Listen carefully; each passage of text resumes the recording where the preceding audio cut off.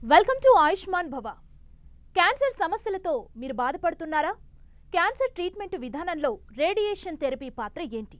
Cancer సమస్యలకు latest treatment methods గురించి మనతో మాట్లాడేందుకు 10 స్టూడియోలో ఉన్నారు Yashoda hospitals senior radiation oncologist doctor Sandeep Kumar. వారిని అడిగి మరిన్ని సలహాలు సూచనలు తెలుసుకుందాం. Hello doctor. Hello. Welcome to our studio. Doctor, ఈ మధ్య కాలంలో ఎక్కువగా వింటున్నాం, ఎవరిని కదిపించినా మా వాళ్ళు క్యాన్సర్తో సఫర్ అవుతున్నారు అనే రీజన్స్ని మనం ఎక్కువగా వింటున్నాం. అసలు క్యాన్సర్ రావడానికి మెయిన్ రీజన్ ఏంటంటారు? క్యాన్సర్ రావడానికి రీజన్స్ కన్నా కూడా మనం ఇప్పుడు మీరు అడిగారు కదా, ఏదంటే చాలామంది వింటున్నాం మనం క్యాన్సర్ అని. దానికి కొన్ని కారణాలు ఏంటంటే, ఫస్ట్ పాయింట్, క్యాన్సర్ యొక్క ఇన్సిడెన్స్ పెరిగింది. అంటే క్యాన్సర్ వల్ల బాధపడే వాళ్ళ సంఖ్య పెరిగింది. ఇప్పుడు డిఫరెంట్ స్టడీస్ ప్రకారం చూస్తే భారతదేశంలో 130 ప్లస్ కోట్ల జనాభాలో దాదాపు 2,50,00,000 మంది క్యాన్సర్ పేషెంట్స్ ఉన్నారు. 2026 ప్రొజెక్షన్స్ ప్రకారం ఈ సంఖ్య దాదాపు 3 కోట్ల మందికి వెళ్తుంది. దీన్ని మనం రఫ్గా అడ్జస్ట్ చేస్తే కనుక ప్రతి 100 మందిలో 2 నుంచి 3 క్యాన్సర్తో బాధపడే అవకాశం ఉంటుంది. సో ఇన్సిడెన్స్ అనేది ఆటోమేటిక్గా పెరిగింది కాబట్టి మీ చుట్టుపక్కల వాళ్ళలో అటువంటి వాళ్ళు ఎక్కువ మంది ఉంటారు కాబట్టి మీ క్యాన్సర్ పేషెంట్స్ ఎక్కువ తాకుతున్నారు. సెకండ్ది ఏంటంటే, క్యాన్సర్ పేషెంట్స్ యొక్క సర్వైవల్ కూడా పెరిగింది. అంటే ముందు కాలంలో మనకు అడ్వాన్స్ టెక్నాలజీస్ కానీ వివిధ రకాల మెడిసిన్స్ లేవు కాబట్టి క్యాన్సర్ వచ్చిన వాళ్ళు వెంటనే చనిపోయేవాళ్ళు. కానీ ఇప్పుడున్న అడ్వాన్స్ టెక్నిక్స్ వల్ల ఏంటంటే వాళ్ళ లైఫ్ స్పాన్ చాలా వరకు పెరిగింది. లైఫ్ స్పాన్ పెరిగింది అంటే ఆటోమేటిక్గా క్యాన్సర్ వచ్చిన వాళ్ళ సంఖ్య ఎవరితోనైతే మీరు కాంటాక్ట్ అయ్యే అవకాశం ఉందో అది కూడా పెరుగుతుంది. మూడోది ఏంటంటే, పాతకాలంలో క్యాన్సర్ రాగానే అదేదో దాచిపెట్టేవాళ్ళు. ఇప్పుడు అట్లా లేదండి. క్యాన్సర్ వచ్చిన వాళ్ళు ఓపెన్గా మాట్లాడగలుగుతున్నారు. సో అట్లా కూడా మనకి ఎక్కువ మంది క్యాన్సర్ పేషెంట్స్ తెలుస్తున్నారు. ఈ క్యాన్సర్ రాకుండా ఎలాంటి జాగ్రత్తలు మనం తీసుకుంటే బెటర్, మీరేం చెప్తారు? ఒకటి, స్మోకింగ్ని పక్కన పెడితే మీరు క్యాన్సర్ నుంచి కాపాడుకోవచ్చు. రెండోది, ప్యాసివ్ స్మోకింగ్. మీరు స్మోక్ చేస్తారా, ఆ స్మోక్ పక్క వాళ్ళకు కూడా వెళ్తుంది. అది కొలీగ్సే కావచ్చు, ఫ్యామిలీ మెంబర్సే కావచ్చు, వాళ్ళందరికీ వెళ్ళడం వల్ల వాళ్ళలో కూడా క్యాన్సర్ వచ్చే రిస్క్ ఏదైతే ఉందో అది డెఫినెట్లీ పెరుగుతుంది. సో మీరు క్యాన్సర్ తెచ్చుకునేందుకు సిగరెట్ తాగుతున్నారు, అలాగే పక్క వాళ్ళకు కూడా క్యాన్సర్ ఇస్తున్నారు. ఇది స్మోకింగ్ని మనం తగ్గించగలిగితే చాలా మట్టుకు క్యాన్సర్ బర్డన్ని మనం తగ్గించుకునే వాళ్ళు అవుతాం. Next, second point, food. మనం తినే ఆహారం బట్టి కూడా మనకు క్యాన్సర్ వచ్చే అవకాశం ఈ మధ్యకాలంలో పెరుగుతుంది.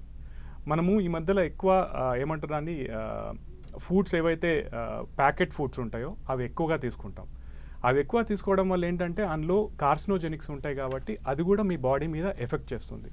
ఇంకోటి ఏంటంటే, మనం చాలామంది నేను పీజే చండీగఢ్ నార్త్ ఇండియాలో చదివానండి. అక్కడ ఎక్కువ ఏంటంటే కార్బోహైడ్రేట్స్ అంటే ఫుడ్, రైస్ ప్రోడక్ట్స్ కానీ అవన్నీ తక్కువ తీసుకుంటారు.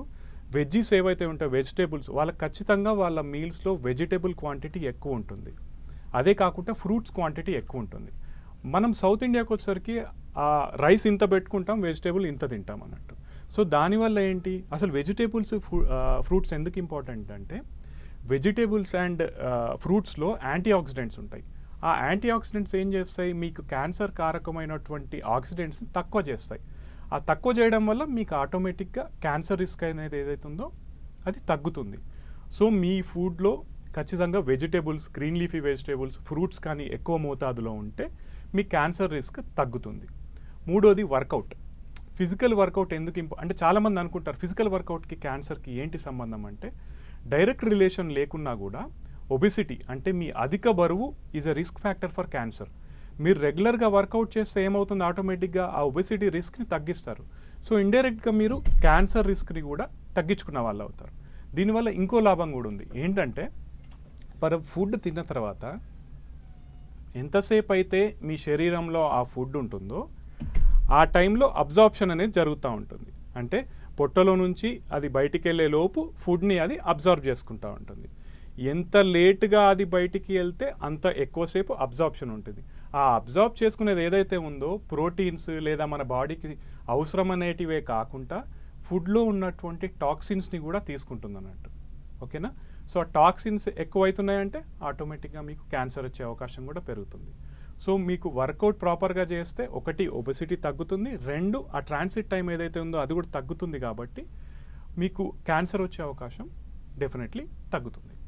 ఓకే డాక్టర్, అండ్ బయాప్సీ చేస్తారు కదా మీరు, అంటే క్యాన్సర్ని డయాగ్నోస్ చేసేటప్పుడు బయాప్సీ చేసినప్పుడు అది బాడీ మొత్తం స్ప్రెడ్ అవుతుంది అని కొంతమంది డౌట్ పడుతుంటారు. చాలా మందిలో ఆ డౌట్ ఉంది. దానికి మీరేం చెప్తారు? ఇది చదువుకున్న వాళ్ళే కాదు, చదువుకోని వాళ్ళే కాదు, చదువుకున్న వాళ్ళు కూడా మా దగ్గరకు వచ్చి సార్ బయాప్సీ అంటారా, చేయకూడదు కదా అంటారు అన్నట్టు. ఇది ఒక అపోహ మాత్రమే. ఎందుకంటే చాలామంది ఏమనుకుంటారు, వచ్చిన తర్వాత సార్ క్యాన్సర్ వచ్చిందని చెప్పారు కదా మీరు ట్రీట్మెంట్ చేసేయండి అంటారు. అట్లా కాదండి. క్యాన్సర్లో రకాలు ఉంటాయి. ఆ రకాలు ఏ రకమైన క్యాన్సర్కి, ఒక్కొక్క రకమైన క్యాన్సర్కి ఒక్కొక్క రకమైన ట్రీట్మెంట్ ఉంటుంది. జనరలైజ్డ్ ట్రీట్మెంట్ అనేది ఉండదు. సో ఇండివిజువల్గా ప్రిసైజ్ ట్రీట్మెంట్ అవ్వాలంటే అది ఏ రకమైన క్యాన్సరో మనకు తెలియాలంటే ఫస్ట్ మేజర్ ఇంపార్టెంట్ టెస్ట్ వచ్చేసి బయాప్సీ. ఆ బయాప్సీ సూది టెస్ట్ చేస్తేనే మనకు అసలు అక్కడ ఏ రకమైన క్యాన్సర్ ఉందనే తెలుస్తుంది. అయితే కొన్ని వందల కూడా కాదు, కొన్ని లక్షల బయాప్సీలు చేస్తే ఒకటో రెండో కేసెస్లో ఏం కనుక్కున్నారంటే ఇప్పుడు మాయో రీసెర్చర్స్ దానివల్ల క్యాన్సర్ స్ప్రెడ్ అయ్యే అవకాశం ఉందని అనుకున్నారు. సో మనం రిస్క్ బెనిఫిట్ రేషియో అనేది చూసుకోవాలి. కొన్ని లక్షల మందికి చేస్తే ఒక్కరికో ఇద్దరికో అది ఆ చోటనే స్ప్రెడ్ అవుతుంది, అంతేగాని మొత్తం శరీరం అంతటా స్ప్రెడ్ అవుతుందని కాదు. దాన్ని ట్యూమర్ సీడింగ్ అంటారు. సో దీనికి మేము విరుగుడుగా ఏం చెప్తామంటే, ఒక ఎక్స్పీరియన్స్డ్ ఆంకాలజిస్ట్ ఎవరైతే ఉన్నారో లేదా ఆ సెంటర్కి ఎక్స్పీరియన్స్ ఉంటే కనుక అక్కడే బయాప్సీ చేయించండి అంటాం. ఇది ఎందుకు ఇంపార్టెంట్ అంటే, సపోజ్ ఈ మెడ భాగంలో కనుక గడ్డ ఉంటే వాళ్ళు సూది పెట్టి అక్కడ తీస్తారు కదా, నెక్స్ట్ ఆపరేషన్ చేసేటప్పుడు వాళ్ళు ఏం చూసుకుంటారంటే ఆ భాగాన్ని మొత్తంని ఏదైతే ట్రాక్ ఫామ్ అయిందో అది మొత్తం ఎలిమినేట్ చేస్తారు అన్నట్టు. సో దానివల్ల ఏమవుతుంది, ఎక్కడైతే సూది పెట్టి తీసారో ఆ ట్రాక్ మొత్తంని తీసేశారు కాబట్టి మళ్ళీ ఆ ట్యూమర్ స్ప్రెడ్ అయ్యే అవకాశం చాలా తక్కువ. I can say minimal. ఆ మినిమల్ది ఉంది మీరు మైండ్లో పెట్టుకొని బయాప్సీ వల్లనే స్ప్రెడ్ అవుతుందని బయాప్సీ చేయించుకోకుండా ఉంటే మీకు అసలు ట్రీట్మెంట్ కూడా ఫర్దర్ ప్రొసీడ్ అవ్వడం కష్టం అవుతుంది. ఓకే డాక్టర్, ఇప్పుడు డయాగ్నోస్ విషయం గురించి మనం మాట్లాడుకుంటున్నాం కాబట్టి అసలు క్యాన్సర్ ఉంది అనే డౌట్తో ఒక పేషెంట్ మీ దగ్గరికి మీకు డౌట్ రేజ్ అయినప్పుడు ఎలా డయాగ్నోస్ చేయడానికి ఎలాంటి టెస్ట్లు చేస్తారు? సో ఫస్ట్ మేజర్ ఇంపార్టెంట్ ఏంటంటే వాళ్ళ సిమ్టమ్ ఏంటి మనం లోకలైజ్ చేయగలుగుతాం. మనం ఎగ్జాంపుల్గా తీసుకున్నాం అనుకోండి, ఫస్ట్ సపోజ్ ఎవరైనా మాకు సార్ దగ్గు వస్తుంది లేదా మా వాయిస్ చేంజ్ అయిందని వచ్చారు. ఫస్ట్ ఏం చేస్తామంటే స్కోపీస్ ఉంటాయి, లారింగోస్కోపీ అని ఉంటుంది అన్నట్టు. ఆ లారింగోస్కోపీ చేసి చూసి ఏం చేస్తామంటే, ఒకవేళ కనుక మనకు వాయిస్ బాక్స్లో కానీ ఏమన్నా గడ్డలాగా కానీ అల్సర్లాగా కానీ ఫామ్ అయిందా అని చూస్తాం. ఒకవేళ అక్కడ ఫామ్ అవ్వలేదు అంటే నెక్స్ట్ వాళ్ళకి కాఫ్ ఒకవేళ ఉందనుకోండి, లంగ్స్ సిటీ స్కాన్ తీస్తాం. సిటీ స్కాన్ ప్లస్ దీన్ని రిపోర్ట్స్ని కొలాబరేట్ చేసుకుంటాం మేము రెండు చేసుకొని, ఎక్కడన్నా ఒక గడ్డ ఉంది అనుకుంటే కనుక first we'll go for biopsy or FNAC. రెండు రకాలుగా సూది టెస్టులు ఉంటాయి. ఏదో ఒక పాసిబిలిటీతోని మనము అక్కడ ఏముందో ఐడెంటిఫై చేస్తాం. ఐడెంటిఫై చేసిన తర్వాత మనకి ఏం తెలుస్తుంది, అది ఏ రకమైన క్యాన్సర్ అనేది మనకు తెలిసింది.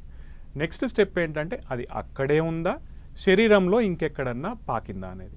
దానికి ఆ టైప్ ఆఫ్ క్యాన్సర్ బట్టి ఇప్పుడు కొత్తగా పెట్ స్కాన్ అని ఒకటి అవైలబుల్ ఉంది.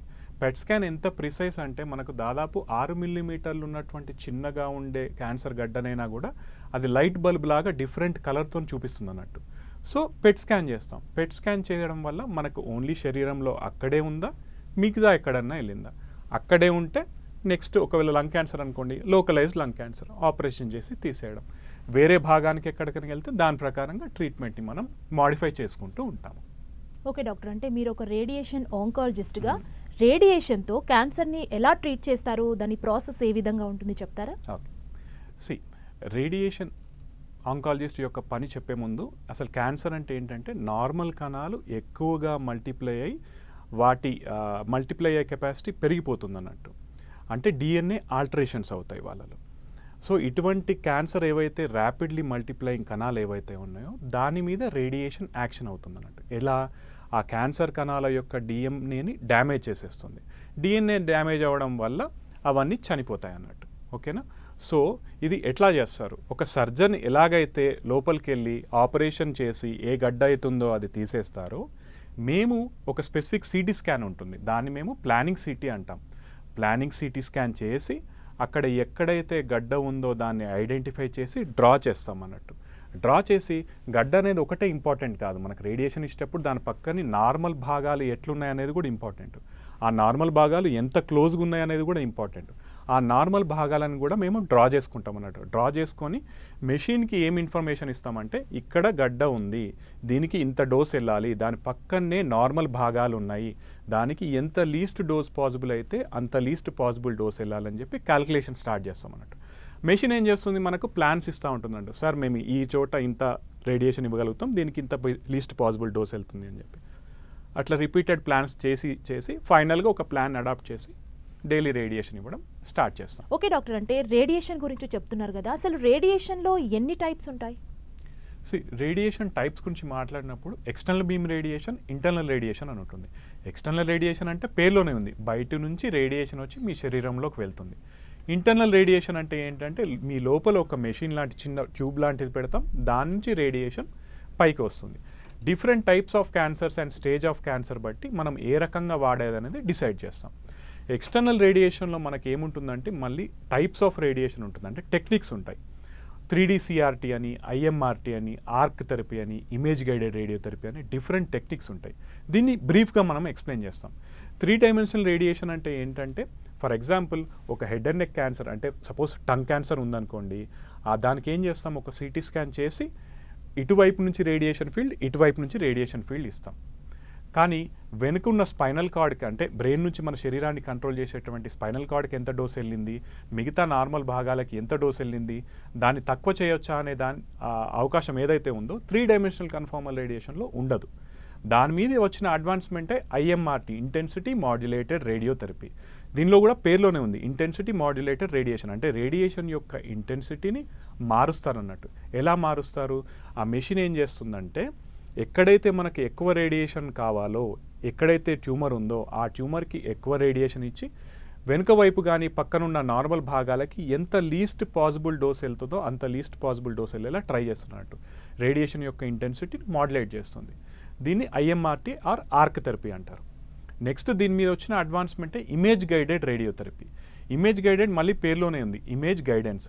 ఫర్ ఎగ్జాంపుల్ మనం ఏంటంటే మనం ఊపిరి తీసుకుంటూ ఉంటాం కదా, మనం ఊపిరి తీసుకుంటూ ఉంటే మన ఊపిరితిత్తుల్లో ఒక క్యాన్సర్ గడ్డు ఉందనుకోండి, అది కూడా మీ ఊపిరి తీసుకునే దాంతో అటు ఇటు మూవ్ అవుతూ ఉంటుంది కదా. సో మనం ఏం చేస్తామంటే 4 డైమెన్షనల్ CT అని ఒకటి ఉంటుంది. 4 డైమెన్షనల్ CT ఏం చేస్తుందంటే ఆ మూమెంట్ని క్యాప్చర్ చేస్తుంది అన్నట్టు. క్యాప్చర్ చేయడం వల్ల మనం ఎట్లయితే డ్రా చేస్తామంటే ఎంత ముందుకి ఎంత వెనక్కి ట్యూమర్ గడ్డ మూవ్ అవుతుందో అది మొత్తం డ్రా చేసుకుంటాం. నెక్స్ట్ ట్రీట్మెంట్ టైంలో ఏం చేస్తామంటే మెషిన్ ఆటోమేటిక్గా ఒక CT తీసుకుంటుంది. CT తీసుకొని ఏం చేస్తుందంటే మనం ఇంతకుముందు అయితే ఏ CT స్కాన్లో ట్యూమర్ గడ్డ డ్రా చేసామో అది ఇది ఎగ్జాక్ట్లీ మ్యాచ్ అయ్యేలా చేస్తుంది అన్నట్టు. సో మ్యాచ్ అయ్యేలా చేసిందంటే మనం ఎక్కడైతే రేడియేషన్ ఇవ్వాలనుకుంటున్నామో అక్కడే రేడియేషన్ వెళ్తుంది, పక్కకు వెళ్ళదు. కాబట్టి ప్రెసిషన్ అనేది పెరుగుతుంది. ప్రెసిషన్ పెరిగింది, ఆటోమేటిక్గా సైడ్ ఎఫెక్ట్స్ అనేవి తగ్గుతుంది, ట్యూమర్ కంట్రోల్ కూడా ఎక్కువ ఉంటుంది. సో మోస్ట్ అడ్వాన్స్డ్ అంటే image guided radiotherapy. Image guidance ఉన్న చోట చేసుకుంటే కనుక మనకు ఆ ట్యూమర్ మిస్ అయ్యే ఛాన్సెస్ కానీ సైడ్ ఎఫెక్ట్స్ వచ్చే ఛాన్సెస్ కానీ చాలా వరకు తగ్గుతాయి. అండ్ ఓకే డాక్టర్, ఈ రేడియేషన్ అనేది ప్రతి ఒక్క క్యాన్సర్ పేషెంట్కి ఇస్తారా, లేదంటే స్పెసిఫిక్గా మీరు ఎవరైతే అంటే ఈ స్టేజ్లో ఉన్నవాళ్ళు అని లెక్క ప్రకారం మీరు ఇవ్వడం జరుగుతుంది ఎలా? So radiation on an average తీసుకుంటే కనుక ఒక 100 మంది క్యాన్సర్ పేషెంట్లు తీసుకుంటే దాదాపు 60% మందికి రేడియేషన్ ఏదో రకంగా ఇస్తాం అన్నట్టు. ఆ ఏదో రకంగా అంటే ఏంటంటే వాళ్ళ స్టేజ్ బట్టి, వాళ్ళ టైప్ బట్టి ఉంటుంది. దీన్ని మనం డివైడ్ అనుకుంటే కనుక ఫస్ట్ నియో అడ్జువెంట్ రేడియేషన్ అంటాం. ఫర్ ఎగ్జాంపుల్ ఫుడ్ పైప్లో, మనం తినే ఫుడ్ పైప్లో కనుక క్యాన్సర్ ఉంటే కనుక ఫస్ట్ ఏం చేస్తామంటే నియో అడ్జువెంట్ రేడియేషన్ ఇస్తాం. అంటే ఆపరేషన్కి ముందు రేడియేషన్ ఇచ్చి ఆ ట్యూమర్ యొక్క సైజ్ని, ట్యూమర్ యొక్క బర్డెన్ని తక్కువ చేయడం వల్ల ఆపరేషన్ అనేది ఈజీ అయిపోతుంది అన్నట్టు. సో ఇది రెక్టల్ క్యాన్సర్లో కానీ ఈ ఫుడ్ పైప్ క్యాన్సర్లో కానీ వాడతాం. Next radical radiation. For example cervical cancer అంటే గర్భాశయ ముఖద్వారం ఏదైతే ఉంటుందో అక్కడ క్యాన్సర్ వస్తే కనుక స్టేజ్ 1 దాటిన తర్వాత ఆపరేషన్ చేయడం వల్ల పెద్దగా బెనిఫిట్స్ ఏమీ ఉండే అన్నట్టు. సో అటువంటి వాటిలలో రేడియేషన్ ఇచ్చి ఆ క్యాన్సర్ గడ్డని కరిగేలా చేస్తాం అన్నట్టు. దాన్ని మనం రాడికల్ రేడియేషన్ అని అంటాం. కొన్నిసార్లు ఫర్ ఎగ్జాంపుల్ మనకు టంగ్ క్యాన్సర్ ఉందనుకోండి, అక్కడున్న గడ్డని వాళ్ళు సర్జన్ ఆపరేషన్ చేసి తీసేస్తారు కదా. తీసేసిన తర్వాత కూడా సూక్ష్మంగా మైక్రోమెటాస్టైసిస్ అంటారు, సూక్ష్మంగా అక్కడ ఉండే అవకాశం ఉంటుంది ట్యూమర్. సో ఇప్పుడు మనం సపోజ్ కోవిడ్ వచ్చిన తర్వాత అందరు స్టెరిలైజర్ పెట్టుకుంటున్నాం కదా, మన కళ్ళకి ఏం కనిపించకుండా కూడా స్టెరిలైజర్ ఎందుకు పెట్టుకుంటున్నాం?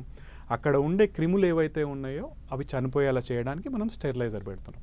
అలాగే గ్రాస్ ట్యూమర్ని వాళ్ళు ఆపరేషన్ చేసి తీసేసిన తర్వాత ఆ ఏరియాలో మైక్రోమెటాస్టాసిస్ ఉండే అవకాశం ఉంది కాబట్టి మళ్ళీ వచ్చే అవకాశాన్ని తగ్గించేందుకు మనం రేడియేషన్ ఇస్తాం అన్నట్టు. ఆ టైంలో దాన్ని అడ్జువెంట్ రేడియేషన్ అంటాం.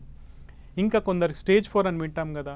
సో సపోజ్ ఒక లంగ్ క్యాన్సర్ ఉంది, ఆ పేషెంట్కి ట్యూమర్ కణాలు బ్రెయిన్లోకి వెళ్ళిపోయినాయి, దానివల్ల వాళ్ళకి వామిటింగ్స్ కానీ ఫిట్స్ లాగా సీజర్స్ లావడం కానీ అలా జరుగుతున్నాయి అనుకోండి. ఆ వామిటింగ్స్ని వాటన్నిటిని ప్రెషర్ సిమ్టమ్స్ని తగ్గించేందుకు మనం బ్రెయిన్ ఏరియాకి రేడియేషన్ ఇస్తాం. ఆ టైంలో దాన్ని పాలియేటివ్ రేడియేషన్ అంటాం. So neoadjuvant, adjuvant, radical and palliative radiations, ఇవి different types of radiations. Okay doctor, అంటే ఇంత రేడియేషన్ ఇచ్చి ఒక పద్ధతి ప్రకారం ట్రీట్మెంట్ చేసి క్యాన్సర్ క్యూర్ అయిన తర్వాత క్యాన్సర్ క్యూర్ అయ్యాక మళ్ళీ వస్తుంది అని కూడా వింటుంటాం. ఇది ఎంతవరకు నిజం? అసలు మళ్ళీ రావడానికి రీజన్ ఏంటి? ప్రతి ఒక్క క్యాన్సర్ అని కాదు, కానీ వాళ్ళ స్టేజ్ బట్టి, వాళ్ళ టైప్ ఆఫ్ క్యాన్సర్ బట్టి మళ్ళీ వచ్చే అవకాశం డెఫినెట్లీ ఉంటుంది. కాకపోతే ఎర్లీ స్టేజెస్కి ఆ ఛాన్సెస్ తక్కువ, లేట్ స్టేజెస్కి ఆ ఛాన్సెస్ ఎక్కువ. సో నేను నా పేషెంట్స్కి ఏం చెప్తానంటే, సార్ 100 మందిలో ఒక 30 మందికి వస్తాయి అనుకుందాము సపోజ్. మీరు ఆ 30 మందిలోనే నేను ఉంటాను అనుకుంటే కుదరదు, మీరు డిప్రెస్ అయిపోతారు. సో పాజిటివ్గా ఉండి ఆ 70 మంది రాని 70 మందిలో నేను ఉంటాను అనే నమ్మకంతో ముందుకెళ్ళాలి. అలాగని మీరు వదిలేయకూడదు. ఈ రికరెన్స్ వస్తుంది ఖచ్చితంగా అని ఎందుకు చెప్తామంటే పేషెంట్స్కి, వాళ్ళని రెగ్యులర్ ఫాలోఅప్లో ఉంచగలగాలి. మనం on and average any tumour తీసుకున్నా కూడా పోస్ట్ ట్రీట్మెంట్ మనము 2 సంవత్సరాల వరకు ప్రతి 3 నెలలకు వాళ్ళని పిలిచి ఎగ్జామిన్ చేయాల్సి ఉంటుంది అన్నట్టు. Suppose oral cavity cancer, tongue క్యాన్సరే మనం మాట్లాడుకుంటాం అనుకోండి, వాళ్ళని ప్రతి 3 నెలలకు రమ్మని నోరు టెస్ట్ చేస్తాం. 2 సంవత్సరాల వరకు ఆ టెస్టింగ్ జరుగుతూనే ఉంటుంది అన్నట్టు. ఆ 2 సంవత్సరాల తర్వాత 5వ సంవత్సరం వరకు up to 3rd to 5th year వరకు 6 మంత్లీ ఒకసారి వచ్చి వెరిఫై చేసుకుంటూనే ఉంటాం. ఆ 5 ఇయర్స్ తర్వాత కూడా ఇయర్లీ వన్స్ ఫాలోఅప్ పెడుతూనే ఉంటాం అన్నట్టు. మళ్ళీ వచ్చే అవకాశాన్ని మనం తగ్గించే దానికి ఎట్లుంటుందంటే, suppose head and neck cancers కానీ లంగ్ క్యాన్సర్స్ కానీ వాళ్ళకేం చెప్తామంటే, ఇంతకుముందు కనుక మీరు సిగరెట్ స్మోకర్స్ అయి ఉంటే కనుక స్మోకింగ్ని తగ్గించుకోండి. తగ్గించుకోవడం అని చెప్తాను, బంద్ చేయండి అంటే ఎవరు ఇంటర్వ్యూలు వినరు అని చెప్పి తగ్గించుకోండి అని చెప్తాం. గ్రాడ్యువల్గా తగ్గిస్తే, ఎందుకంటే వాళ్ళకి ఒక్కసారి క్యాన్సర్ వచ్చిన వాళ్ళకి రికరెన్స్ ఛాన్సెస్ కంటిన్యూగా స్మోక్ చేస్తే అది ఎక్కువ ఉంటుంది అన్నట్టు. సో ఆ స్మోకింగ్ అవన్నీ తగ్గించుకోండి, రెగ్యులర్ ఫాలోఅప్లో ఉండండి, మళ్ళీ వస్తే వచ్చిన స్టేజ్ బట్టి ట్రీట్మెంట్ చూద్దామని చెప్తాము. ఓకే డాక్టర్, అండ్ కొంతమందిలో ఒక అపోహ ఉంది ఏంటంటే, ఈ రేడియేషన్ తీసుకున్న తర్వాత అంటే మా నుంచి మా ఫ్యామిలీ మెంబర్స్కి ఏమన్నా అఫెక్ట్ అవుతుందా అని చెప్పి రకరకాల డౌట్స్తో ఉంటారు కదా, మీరేం చెప్తారు అలాంటి వాళ్ళకి? సో నేను డిఫరెంట్ ఇంటర్వ్యూస్లో ఇదే చెప్తాను, యూట్యూబ్లో ఇదే చెప్తాను, అన్నిసార్లు ఇదే చెప్తాను. But still most educated patients కూడా వాళ్ళు వచ్చి అడిగే క్వశ్చన్ ఇదే, సార్ రేడియేషన్ అనగానే వేరే వాళ్ళకు కూడా వెళ్తుంది కదా, దాని వల్ల మాకు, ఎందుకంటే most of them are 50 to 60 years age group ఉంటారు కాబట్టి, మా ఇంట్లో చిన్న పిల్లలు ఉన్నారండి, లేదా మా ఇంటి పక్కన వాళ్ళు వస్తారు, నా నుంచి వచ్చే రేడియేషన్ వల్ల వాళ్ళకి ఎటువంటి ఇబ్బంది ఏమన్నా ఉంటుందా అంటే, నో, అబ్సల్యూట్లీ ఏమీ ఉండదు. ఒక పార్ట్కి ఒక దగ్గర ట్యూమర్ ఉన్నప్పుడు అక్కడ రేడియేషన్ ఇవ్వడం వల్ల మిగతా బాడీలో ఉన్న పార్ట్స్కి కూడా సమ్ డ్యామేజ్ అవుతుందేమో, ఏదన్నా అఫెక్ట్ అవుతుందేమో అని కూడా చాలామంది టెన్షన్ పడుతుంటారు. క్యాన్సర్ అనగానే, రేడియేషన్ అనగానే ఇదే డౌట్ రేజ్ అవుతుంది కదా, మీరేం చెప్తారు అలాంటి వాళ్ళు? రేడియేషన్ అనేది ఒక ప్రిసైజ్ టెక్నిక్ అండి. అంటే మళ్ళీ మనం ఒకవేళ ఛాతీ భాగంలో రేడియేషన్ ఇవ్వాలనుకుంటే కనుక రేడియేషన్ అనేది డ్రా చేసుకొని అక్కడే కన్ఫైన్ అయ్యేలా చేస్తాం. సో ఆ ఛాతీ భాగంలో ఉండే మిగతా ఆర్గన్స్ ఏవైతే ఉన్నాయో వాటికి మైన్యూట్ అమౌంట్ వెళ్ళే అవకాశం ఉంటుంది, కానీ మీ శరీరం అంతటా రేడియేషన్ అనేది పాకదు. సో మీ శరీరం అంతటా పాకదు కాబట్టి మీ శరీరం అంతటా సైడ్ ఎఫెక్ట్స్ రావు. ఓకే డాక్టర్, అంటే యశోద హాస్పిటల్స్లో రేడియేషన్కి సంబంధించి ఇప్పుడు లేటెస్ట్ మన దగ్గర టెక్నికల్గా ఏమేమి ఉన్నాయి, మీరేం చెప్తారు? రైట్, ఫస్ట్ మనం మాట్లాడుకునే కనుక బ్రాకిథెరపీ గురించి మాట్లాడుకుందాం. బ్రాకిథెరపీలో ఇంటర్స్టిషియల్ బ్రాకిథెరపీ అని ఉందన్నట్టు. ఇంటర్స్టిషియల్ బ్రాకిథెరపీ అంటే ఏంటంటే, ఆ ట్యూమర్ ఎక్కడైతే ఉందో ఆ భాగంలో మనం నీడిల్స్ పెట్టి ఆ భాగానికి ఎక్కువ రేడియేషన్ వెళ్ళేలా చేస్తాం అన్నట్టు. This is one of the technique which is available at Yashoda. Next మనం మాట్లాడుకున్న ఆర్క్ థెరపీ కానీ ఇమేజ్ గైడెడ్ రేడియోథెరపీ కానీ, ఇవి రెండు కూడా యశోద హాస్పిటల్లో అవైలబుల్ ఉన్నాయి. ఇంకొకటి ఏంటంటే, దేశంలో మొట్టమొదటిసారిగా ఎంఆర్ఐ లినాక్ అని వస్తుంది అన్నట్టు. అది ఇండియాలోనే ఫస్ట్ టైం. అది యశోద హాస్పిటల్ హైటెక్ సిటీలో ఈ డిసెంబర్ ఎండింగ్ కల్లా స్టార్ట్ అయిపోతుంది. And that will be the one of the most advance technique through India అనే కాదు, వరల్డ్లో అనే చెప్పొచ్చు. అది మనం అది వచ్చిన తర్వాత ఇంకా మనకు ప్రెసిషన్ అనేది చాలా పెరుగుతుంది కాబట్టి we have to wait and watch. Actually we are also excited about it. Okay doctor, అంటే ఈ రేడియేషన్ అనేది ఏమైనా పెయిన్ఫుల్గా ఉంటుందా? అంటే రేడియేషన్ తర్వాత కానీ జరుగుతున్న టైంలో కానీ మీరేం చెప్తారు? నేను నార్త్ ఇండియాలో చదువుకున్నప్పుడు రేడియేషన్ వాళ్ళు సికాయి అనేటోళ్ళు. సీక్ అంటే హీట్. మన దగ్గర నుంచి మా మంచిర్యాల ఏరియా నుంచి వచ్చే వాళ్ళు ఏమంటారంటే, సార్ ఇది కరెంట్ అంట కదా. కరెంట్ అనగానే ఏంటి, మన మూవీస్లో ఏముంటుంది, షాక్ పెడతారు, కొట్టేసుకుంటారు అందరూ. అట్లనే చాలామంది ఏంటంటే, రేడియేషన్ ఎప్పుడైతే అక్కడ లోకల్ డాక్టర్స్ దీనికి రేడియేషన్ అవసరం అంటారో వాళ్ళు రారు. ఒక 2-3 నెలల తర్వాత వస్తారు. ఏంటి నెక్స్ట్ స్టేజ్ అయిపోయిన తర్వాత వస్తారు వాళ్ళు. ఎందుకు జనాలలో ఈ అపోహ పడిపోయింది. రేడియేషన్ అనగానే హీట్, కరెంటు, ఎలక్ట్రిసిటీ ఇటువంటి పదాలు మాట్లాడతారు. కానీ రేడియేషన్ మీకు తాకినప్పుడు అసలు మంట కానీ, హీట్ కానీ, అసలు కరెంట్ కానీ, ఇవన్నీ పదాలు అసలు వేస్ట్ అండి. ఇవన్నీ కూడా వాడకూడదు. మీరు లైఫ్లో ఎవరికైనా మోస్ట్ ఆఫ్ దెమ్ ఎక్స్రే అయ్యి ఉంటుంది కదా, డెఫినెట్లీ ఒక ఎక్స్రే అయినా అయ్యి ఉంటుంది. ఎక్స్రే చేసుకునేటప్పుడు మీకు ఏమైనా వచ్చి తాకదు. మీకు ఏమైనా హీట్ అనిపించిందా? అనిపించదు. అందులో వాడేటువంటి రేస్నే, హై ఎనర్జీ రేస్ని మనం ఈ రేడియేషన్లో వాడుతున్నాం. దీనివల్ల మీకు ఎటువంటి హీట్, మంట ఏమీ ఉండదు. Is absolutely safe procedure. So మీరు ఒకవేళ మీ డాక్టర్ కనుక రేడియేషన్ అవసరం అని అంటే కనుక భయపడకండి, రేడియేషన్ తీసుకోండి. ఓకే డాక్టర్, అంటే క్యాన్సర్ వచ్చింది అని మీరు కన్ఫర్మ్ చేసిన తర్వాత ట్రీట్మెంట్ ప్రాసెస్ ఎలా ఉంటుంది? అంటే ఆ పేషెంట్ ఎన్నిసార్లు రావాలి, అంటే రేడియేషన్కి ఎప్పుడు వెళ్ళాలి, ఇదంతా ఎలా జరుగుతుంది? మనం దీన్ని ఒక ట్యూమర్ వైజ్గా తీసుకుందాం. ఫర్ ఎగ్జాంపుల్ కార్సినోమా సర్విక్స్ ఉందనుకోండి, సర్వైకల్ క్యాన్సర్, గర్భాశయ ముఖ ద్వారం అంటారు. ఆ క్యాన్సర్ వాళ్ళకి ఏంటంటే ఫస్ట్ ఎక్స్టర్నల్ రేడియేషన్ ఇవ్వాల్సి ఉంటుంది బయాప్సీ తర్వాత. ఎక్స్టర్నల్ రేడియేషన్ దాదాపు 25 రోజులు ఇవ్వాల్సి ఉంటుంది. అది ఎట్లా డివైడ్ చేసుకుంటామంటే వారానికి 5 రోజులు రేడియేషన్ ఇస్తాం, అలా 5 వారాలు ఇస్తాం అన్నట్టు. అది దానికి సర్వైకల్ క్యాన్సర్కి. ఆ తర్వాత ఇంటర్నల్ రేడియేషన్ ఉంటుంది, అది దాదాపు 3 సెషన్స్ ఉంటుంది అన్నట్టు. ఈ 5 వారాల తర్వాత ఈ 3 వీక్స్, టోటల్ 8 వీక్స్ దాదాపు వాళ్ళకి ట్రీట్మెంట్ టైం ఉంటుంది. అది అన్ని క్యాన్సర్స్కి అంతే ఉంటుందా అంటే లేదు. ఫర్ ఎగ్జాంపుల్ ప్రోస్టేట్ క్యాన్సర్ ఉందనుకోండి, వాళ్ళకి 20 రోజులు 4 వారాలు ట్రీట్మెంట్ ఉంటుంది. హెడ్ అండ్ నెక్ క్యాన్సర్కి అన్నిటికంటే ఎక్కువ, దాదాపు 33 రోజులు 6.5 వారాలు మనం రేడియేషన్ ఇవ్వాల్సి ఉంటుంది. ఇలా స్టేజ్ బట్టి, టైప్ ఆఫ్ క్యాన్సర్ బట్టి, వాళ్ళకి ఎప్పుడు ఇవ్వాలనే దాన్ని బట్టి నంబర్ ఆఫ్ రేడియేషన్ ఫ్రాక్షన్స్ వేరే అవుతూ ఉంటాయి, ప్లస్ ఎంత టైం ఇవ్వాలనేది వేరే అవుతూ ఉంటుంది.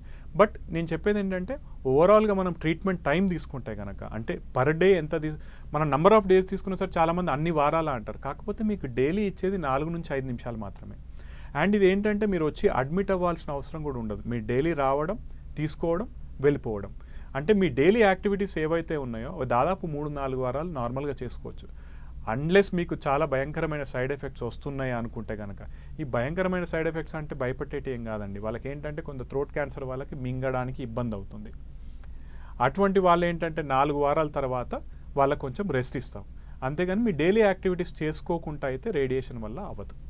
ఓకే డాక్టర్, అంటే ఏ స్టేజ్లో డాక్టర్ని కన్సల్ట్ అయితే తొందరగా క్యూర్ అయ్యే ఛాన్సెస్ ఉంటాయి? ఎందుకంటే కొంతమంది హెల్త్ విషయంలో నెగ్లెక్ట్ చేస్తుంటారు. క్యాన్సర్ అంటే మనం నెగ్లెక్ట్ చేయకపోవడమే చాలా బెటర్, తొందరగా అప్రోచ్ అవ్వడం. మీరేం చెప్తారు? ఇది యాక్చువల్లీ నేను కూడా చెప్దాం అనుకున్నాను, నేనే మిస్ అయినట్టున్నాను. ఈ క్వశ్చన్ మంచి క్వశ్చన్. ఎందుకంటే నేను ఫస్ట్ అన్నాను కదా, మన క్యాన్సర్ వస్తుంది అనే భయం మనకు ఉంటే కనుక మనం ఏం చేస్తాం, సింపుల్ సిమ్టమ్స్ బట్టి కూడా మనం వెళ్ళి అసలు మన దగ్గర మంచి స్క్రీనింగ్ ఉన్నాయండి. దీన్ని మనం స్క్రీనింగ్ అంటాం. అంటే ఎర్లీగా క్యాన్సర్ని మనం ఎలా డిటెక్ట్ చేసుకునేందుకు మన దగ్గర స్క్రీనింగ్ అవైలబిలిటీ ఉంది, వ్యాక్సిన్స్ కూడా ఉన్నాయి. స్క్రీనింగ్ అంటే ఏంటంటే ప్రతి 40 సంవత్సరాలు దాటిన మహిళ మ్యామోగ్రఫీ చేయించుకోవాలి సంవత్సరానికి ఒకసారి. అది చాలామంది చేయించుకోరు, నెగ్లెక్ట్ చేస్తారు. అది కాస్ట్ కూడా ఎంత ఉంటుందని నేను అందరికీ ఏం చెప్తాను, సార్ మీరు బయట బిర్యానీ తింటే ఒక 3 బిర్యానీల మందం ఉంటుంది అంతే, 1500లో ఇట్ విల్ బీ కంప్లీటెడ్. ఇది ఎందుకు చెప్తానంటే నా దగ్గరకు వచ్చిన వాళ్ళలో లీస్ట్ ట్యూమర్ సైజ్ వచ్చేసి 0.8 సెంటీమీటర్లు, 0.8 సెంటీమీటర్స్ ఉన్న ట్యూమర్ కూడా దాన్ని బట్టి డయాగ్నోస్ అయింది. ఎర్లీ డయాగ్నోసిస్ ఏంటంటే ఎర్లీ స్టేజ్లోనే మీరు కనిపెట్టారు కాబట్టి మీరు బ్రతికే అవకాశం కానీ ట్రీట్మెంట్ చేసే అవకాశం చాలా వరకు పెరుగుతుంది. ఇది బ్రెస్ట్ క్యాన్సర్. సర్వైకల్ క్యాన్సర్ తీసుకుంటే కనుక వాళ్ళకి మనకి హెచ్పివి వ్యాక్సినేషన్ అని ఉందండి. హెచ్పివి వ్యాక్సిన్ 9 నుంచి 15 సంవత్సరాల ఆడపిల్లలకి ఇస్తే కనుక దాదాపు సర్వైకల్ క్యాన్సర్ వచ్చే అవకాశం 90% తగ్గిస్తాం మనం. అవి 2 డోసులు. ఒకవేళ 15 సంవత్సరాలు దాటిన వాళ్ళు ఉంటే కనుక 26 సంవత్సరాల లోపు 3 డోసులు తీసుకోవాలి. 26 సంవత్సరాలు దాటిన మహిళలు ఉన్నారనుకోండి, మన దగ్గర ఏర్ కానీ కాస్ట్ బెనిఫిట్ రేషియో అంటారు. అంటే మన వాళ్ళు ఎంతటికి ఏం చూస్తారంటే మనం ఇంత డబ్బు పడితే మనకి ఎంత బెనిఫిట్ ఉందని చూస్తారు. కాబట్టి యూఎస్లో అట్లా ఉండదు. యూఎస్లో ఏంటంటే up to 45 years age group వరకు కూడా మీరు వ్యాక్సిన్ వేసుకోండి అని చెప్తున్నారు అన్నట్టు. ఎందుకు? 90% మనకు రిస్క్ని తగ్గిస్తున్నాం కాబట్టి ఆ వ్యాక్సిన్ వేసుకుంటే ఆటోమేటిక్గా మనకు బెటరే కదా. సో హెచ్పివి వ్యాక్సిన్ ఒకటి ఉంది.